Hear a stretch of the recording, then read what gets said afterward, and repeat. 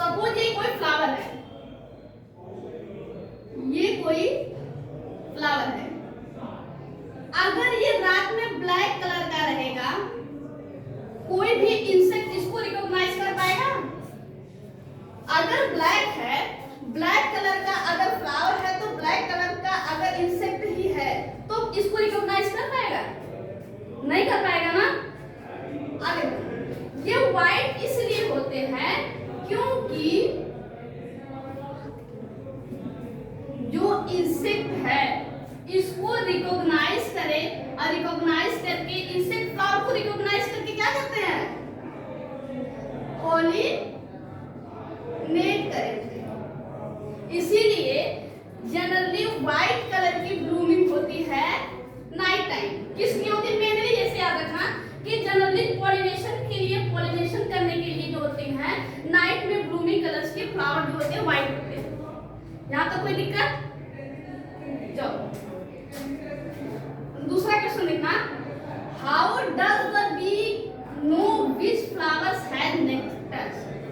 मतलब बी को कैसे पता चलेगा कि कौन से फ्लावर में नेक्टर्स हैं? किसी भी मधुमक्खी को, चलो एक आंसर देना, बी कीपिंग, बी कीपिंग को क्या बोलते हैं? कोई बताए हमको? बी कीपिंग को बोला जाता है एपीकल्चर। क्या बोला जाता है? एपीकल्चर। देखो किसी भी फ्लावर्स में नेक्टर्स हैं, कोई भी बी रिकॉग्नाइज करेगी। क्यों? देखो यहाँ पे वर्कर बी आके इस फ्लावर पे बैठ जाएगी, क्योंकि जो वर्कर बी ही होती है वो ही क्या करती है? नेक्टर लेती है, और रानी मक्खी की क्या होती है? वही ना फीड करवाती है नॉर्मली। तो यहाँ पे वर्कर भी आती है और फ्लावर में पहचान जाती है कि यहाँ पे नेक्टर्स हैं।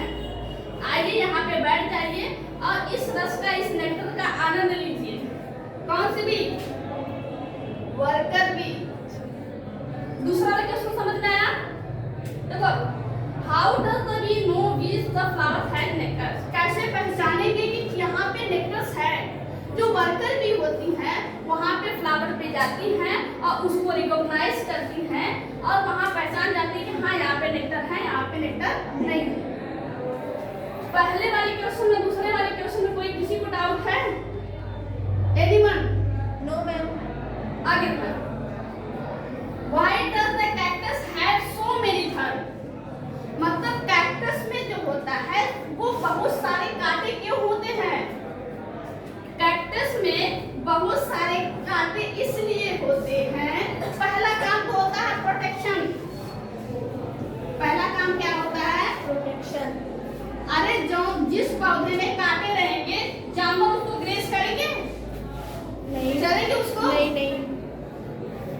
पहला काम होगा वो प्रोटेक्शन करेगा। दूसरा पॉइंट, ट्रांसपिरेशन की रेट जो होगी,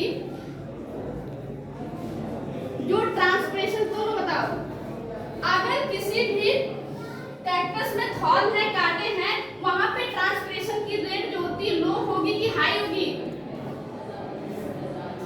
ट्रांसपिरेशन की रेट जो होगी वो हाई होगी या फिर लो होगी? क्या होगा? लो।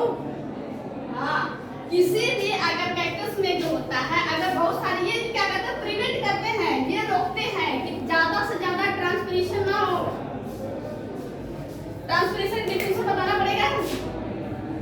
The loss of water in the form of water vapour is known as transpiration. यहाँ तक कोई दिक्कत? No ma'am. चलो फोर्थ में देखना, how does the chick spur recognise her own mother? इस क्वेश्चन का मतलब होता है कि कोई भी चिक जो होती है, चिक का जो बच्चा होता है, जो चिक होता है, अपने मदर्स को कैसे पहचानता है? ठीक है, देखो अब जब एग से, ये एग है, अगर इसकी सेल ब्रेक होती है, यहाँ से जो उसका बच्चा निकलता है, किसका? चिक का। चिक एम्ब्रियो में पढ़ाएंगे यहाँ पे। यहाँ से अगर उसका जो बच्चा होता है सबसे